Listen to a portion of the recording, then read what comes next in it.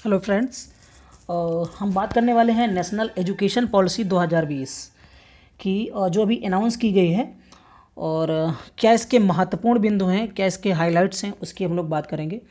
और ये जो आपके पास ये आपका ये दिख रहा है लेटर, ये आपका पीआईबी का है, प्रेस इंफॉर्मेशन ब्यूरो का। और ये ओरिजिनल लेटर है जो नई शिक्षा नीति में जो भी आपके नए जो आपके संशोधन किए गए हैं और जो भी चीज़ें अभी हुई हैं हाल ही में, उसके प्रमुख जो हाइलाइट्स हैं उसका ये प्रमुख आपका लेटर है, ओरिजिनल लेटर है। और यहीं से सारे न्यूज़ चैनल वाले और हर जगह आपको इसी का जो है अनुवाद करके हिंदी में आपको बताया जा रहा है।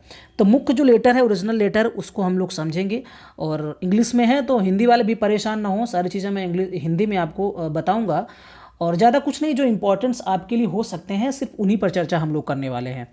ठीक है, तो आइए शुरू करते हैं। देखिए, ministry of human resource development जो आपका MHRD मंत्रालय है, मानव संसाधन विकास मंत्रालय, उसके द्वारा इसको जारी किया गया है।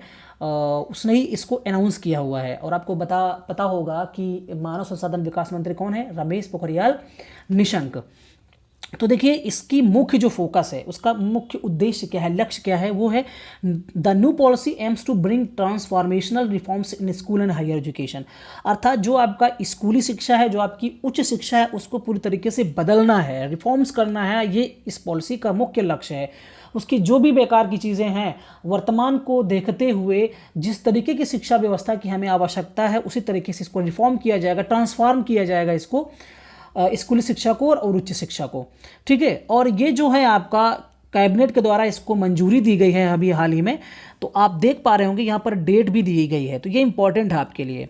पोस्टेड है 29 जुलाई 2020 को 5:34 पर PIB मुंबई के द्वारा। आपने देखा होगा कि रमेश पोखरियाल निशंक हो या आपका प्रकाश जावड़ेकर हो, वो लोग जब बैठते हैं, कोई प्रेस कॉन्फ्रेंस करते हैं, तो पीछे आपका PIB का लोगो लगा रहता है ना। तो यहाँ ये जो PIB के द्वारा ही ये आपका पूरा ये जो आपका सर्टिफिकेट है वो पूरा दिया गया है। तो यहाँ जो भी बात होगी वो एकदम रियल होगी, इस पर कोई बनावटी बात नहीं होगी। अदर जगह पर आप अगर नई शिक्षा नीति के बारे में जानना चाहते हो तो हो सकता है कुछ मिस्टेक्स हो जाए, लेकिन यहाँ पर कोई मिस्टेक नहीं होगी। तो 29 जुलाई 2020 की ये बात है जब कैबिनेट ने क्या किया कि नई शिक्षा नीति को मंजूरी प्रदान की है। आइए इसमें जानते हैं मुख्य बातें। देखिए, the union cabinet chaired by the prime minister Shri Narendra Modi today approve the national education policy. तो देखिए, नरेंद्र मोदी जी के द्वारा इसको अप्रूव किया गया है। और इसका मुख्य सिस्टम क्या है कि जो आपकी स्कूली शिक्षा है और हायर एजुकेशन सिस्टम है देश में, उसको ट्रांसफॉर्म करना है। यही मैंने पहले ही बताया। और ट्रांसफॉर्म कैसे करना है, क्योंकि जो हमारी 34 साल पुरानी जो पॉलिसी थी, कब की, 1986 में जो बनी थी नई शिक्षा नीति, उसको बदलना है। इस तरीके से हमें ट्रांसफॉर्म करना है। जो पुरानी नई शिक्षा नीति थी उसको बदल करके नई शिक्षा नीति लाई जाएगी। और इसकी घोषणा अभी श्री नरेंद्र मोदी जी के द्वारा की गई है, अर्थात कैबिनेट ने इसको पास कर दिया है। अब इसकी प्रमुख जो हाइलाइट्स हैं उसकी हम लोग बात करते हैं। सबसे पहले बात करेंगे स्कूल एजुकेशन की। तो स्कूल एजुकेशन में देखिए मुख्य क्या बात होंगी कि इस पॉलिसी का उद्देश्य ये है कि शिक्षा का क्या किया जाए, आपका जो प्री प्राइमरी है उसको क्या किया जाए, यूनिवर्सलाइजेशन कर दिया जाए, सार्वभौमिकीकरण कर दिया जाए। और सार्वभौमिकीकरण करने के साथ साथ में जो आपका सेकेंडरी लेवल है उसको 100% ग्रॉस एनरोलमेंट रेशियो, अर्थात 100% तक इसका जो आपका नामांकन है उसको बढ़ाया जाए। और कब तक? आपका 2030 तक। अर्थात जो आपका स्कूली शिक्षा है, अर्थात आप ये कह सकते हैं कक्षा 1 से लेकर के आपका कक्षा 12 तक की स्कूली शिक्षा को क्या किया जाएगा, यहाँ पर नामांकन जो है वो 100% पूरा किया जाएगा, है ना। कोई भी बच्चा ऐसा ना हो जो शिक्षा की मुख्य धारा से ना जुड़ा हुआ हो, इसका मतलब ये है। और इसके साथ साथ में देखिए यहाँ पर ये बात दी भी गई है जो मैंने अभी बताई कि जो आउट ऑफ स्कूल बच्चे हैं, 2 करोड़ जो आउट ऑफ स्कूल बच्चे हैं, इनको किया जाएगा कि मेन स्ट्रीम जो आपका शिक्षा है उस पर इसको जोड़ा जाएगा। ठीक है, उसमें इनको लाया जाए, शिक्षा की मुख्य धारा पर बच्चों को वापस लाया जाएगा। और ऐसे कितने बच्चे हैं? 2 करोड़ बच्चों हैं जो आप स्कूल आउट ऑफ स्कूल हैं, जो स्कूल के बाहर है, अर्थात स्कूल में एडमिशन उनका नहीं है, उनका एडमिशन किया जाएगा। सीधा सा ये मतलब समझ सकते हैं। इसके साथ साथ जो हमारा पूरा करंट अभी तक का जो 10+2 सिस्टम था उसको रिप्लेस करके कौन सा सिस्टम लाया जाएगा? न्यू सिस्टम है आपका 5+3+3+4, ये वाला सिस्टम आपका लाया जाएगा।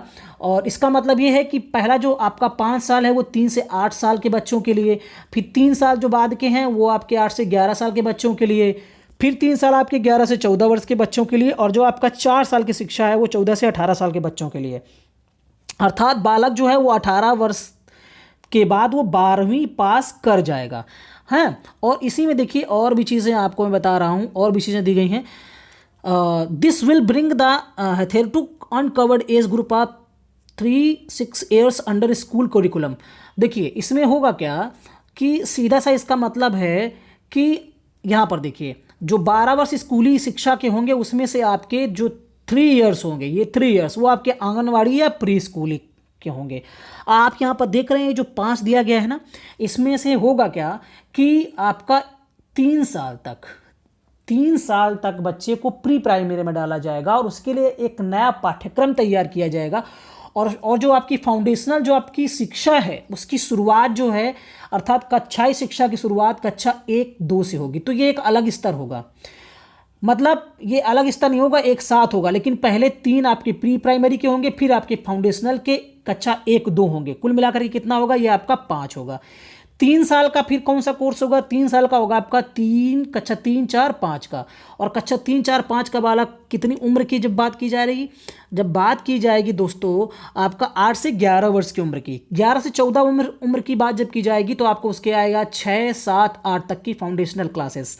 उसके बाद आपके 14 से जो आपका 18 है वो आएगा आपका 9, 10, 11, 12। तभी आप देख पा रहे हैं यहाँ पर 4 दिया गया है ना, यहाँ पर 4 दिया गया है।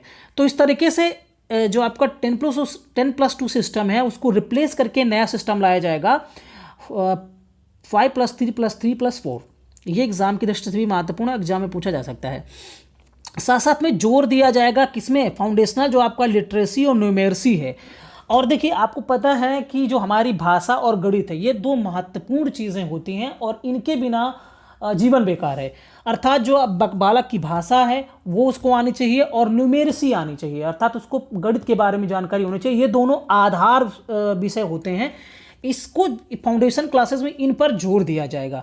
No rigid separation between academic streams, ठीक है। और क्या होगा कि आपको जोर नहीं दिया जाएगा किसी चीज़ के लिए कि आप कौन सा आप इसी भाषा से सीखिए, आप अपनी भाषा से सीख सकते हैं। साथ साथ में जो आपकी एक्स्ट्रा कुरिकुलर हैं, वोकेशनल स्ट्रीम्स हैं, वो स्कूली शिक्षा से ही शुरुआत कर दी जाएगी।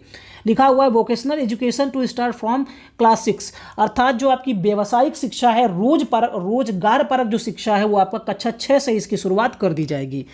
इसके साथ साथ आप देख रहे हैं कक्षा 5 तक की जो शिक्षा है वो आपकी मदर टंग में होगी, रीजनल लैंग्वेज में ही होगी। और no language will be imposed on any student, किसी भी बालक पर कोई दूसरी प्रकार की जो आपकी लैंग्वेज है वो थोपी नहीं जाएगी, अर्थात क्षेत्रीय भाषा में उसकी मातृभाषा में ही कक्षा 5 तक शिक्षा दी जाएगी। अगला assessment reforms with 360 degree holistic progress card. इसका मतलब क्या है, इसका मतलब ये है, ये जो आपका 360 डिग्री होलिस्टिक प्रोग्रेस कार्ड है, होलिस्टिक में मतलब होता है समग्र उन्नति कार्ड जो होगा वो किस आधार पर होगा। आपका ऐसा नहीं कि आपने एग्जाम दिया तो उसी आधार पर पूरी तरीके से मूल्यांकन कर दिया जाएगा। आपका मूल्यांकन प्रैक्टिकली भी होगा, आपके अनुभव के आधार पर होगा, आपने वास्तव में उससे क्या सीखा है उसके आधार पर होगा। ये नहीं कि आपने एग्जाम में कितने नंबर लाए हैं उस आधार पर होगा। और 360 डिग्री होलिस्टिक प्रोग्रेस कार्ड का मतलब एक ये भी है कि आप अपना मूल्यांकन खुद करेंगे, आपका सहपाठी आपका मूल्यांकन करेगा और आपका शिक्षक आपका मूल्यांकन करेगा, अर्थात 3 स्तर पर आपका मूल्यांकन होगा। इसी को 360 डिग्री होलिस्टिक प्रोग्रेस कार्ड भी कहा जा रहा है। A new and comprehensive national curriculum framework for teacher education, एक नया जो आपका एनसीएफ है वो लाया जाएगा। अभी तक हमारी शिक्षा व्यवस्था में एनसीएफ 2005 का बोलबाला था, वही यहाँ पर लागू होता था, लेकिन अब एक नया फ्रेमवर्क लाया जाएगा, नया पाठ्यक्रम फ्रेमवर्क लाया जाएगा। एनसीएफटी 2021 तक इसको बनाया जाएगा। Will be formulated by the NCET, ये आपका एनसीईटी के द्वारा बनाया जाएगा और इसको सुझाव दिया जाएगा एनसीईआरटी के द्वारा। कब तक, 2030 तक। 2030 ही क्यों, चूँकि हमारा जो सतत विकास का लक्ष्य है वो 2030 बनाया गया है। The minimum degree qualification for teaching will be 4 year, जो आपका डिग्री कोर्स होगा वो मिनिमम कितना होगा, आपका 4 साल का होगा और इंटीग्रेटेड बीए डिग्री अर्थात बीए डिग्री के बराबर होगा। ये तो आपका था। अब हम बात करते हैं हायर एजुकेशन की। तो हायर एजुकेशन में लक्ष्य क्या रखा गया है कि ग्रॉस एनरोलमेंट, कुल जो आपका नामांकन है एजुकेशन में, उसको जो आपका पहले बहुत कम था, वही लगभग 28 पॉइंट कुछ प्रतिशत के बराबर था, उसको 50% तक लाया जाएगा 2035 तक। अर्थात 3.5 करोड़ जो सीट्स हैं हायर एजुकेशन में, उनको बढ़ाया जाएगा इस हायर एजुकेशन व्यवस्था में। आगे हम लोग बात करते हैं, मुख्य मुख्य बातें यहाँ पर हम लोग करेंगे कि multi disciplinary education and research universities का गठन किया जाएगा एट परविद। आज इस तरीके से IITs IIMs टू बी जैसे ये संस्थाएं होती है, उसी तरीके से एक multi disciplinary education research universities अर्थात मेरूज का गठन किया जाएगा। ठीक है, और आपका यहाँ पर आप देख रहे हैं कि जैसे आपका यूजी एजुकेशन कैन बी 3 और 4 years with multiple exit options. इसका मतलब ये है कि जो आपका 3 से 4 वर्ष की जो डिग्री कोर्सेज होते हैं उस पर आपका क्या होगा, मल्टीपल एग्जिट ऑप्शन होगा। अर्थात 1 साल के बाद भी आप छोड़ सकते हैं। जैसे आपका MA मान लो 2 साल का है, तो अगर 1 साल आप छोड़ दें, 1 साल बाद आप छोड़ दे रहे हैं, तो वो MA आपका 1 साल का बर्बाद नहीं जाएगा, उसका बाकायदा आपको सर्टिफिकेट मिलेगा। ठीक है, लेकिन वो आपका सर्टिफिकेट होगा, पर दोनों साल आप पूरा कर लेंगे तो फिर आपको डिग्री मिल जाएगी। इसी तरीके से चाहे बीटेक का हो, आपका 4 वर्ष का है, आप 2 साल करते हैं, सर्टिफिकेट मिलेगा, डिप्लोमा मिलेगा, और लास्ट में अगर पूरा कर लेते हैं तो आपको डिग्री मिलेगी। अर्थात 1 साल का भी कोई कोर्स करते हैं तो वो आपका बर्बाद नहीं जाएगा, उसको भी जोड़ा जाएगा आपकी एजुकेशन में। ये एक अच्छी बात यहाँ पर की जा रही है। ओके, और इसके एक साथ साथ हायर एजुकेशन में एक महत्वपूर्ण चीज़ ये है कि नेशनल रिसर्च फाउंडेशन का गठन किया जाएगा। अर्थात अब रिसर्च को बढ़ावा दिया जाएगा। वर्तमान में आप देख रहे हैं कि कोरोना वायरस की जो वैक्सीन है उसको बनाने में कितना टाइम लग रहा है, पूरी दुनिया के वैज्ञानिक लगे हुए हैं, लेकिन अभी तक जो कोरोना की वैक्सीन है वो नहीं आ पाई है। और जिस तरीके से हमारे देश के प्रधानमंत्री श्री नरेंद्र मोदी जी कहते हैं कि भारत हमें भारत बनाना है, अर्थात आत्मनिर्भर भारत जो बनाना है, उसके तहत हमें खुद रिसर्च करना होगा। तो बच्चों को हायर एजुकेशन से ही रिसर्च में बढ़ावा दिया जाएगा, रिसर्च करने के लिए प्रेरित किया जाएगा, और इसके लिए नेशनल रिसर्च फाउंडेशन का भी गठन किया जाएगा हायर एजुकेशन में।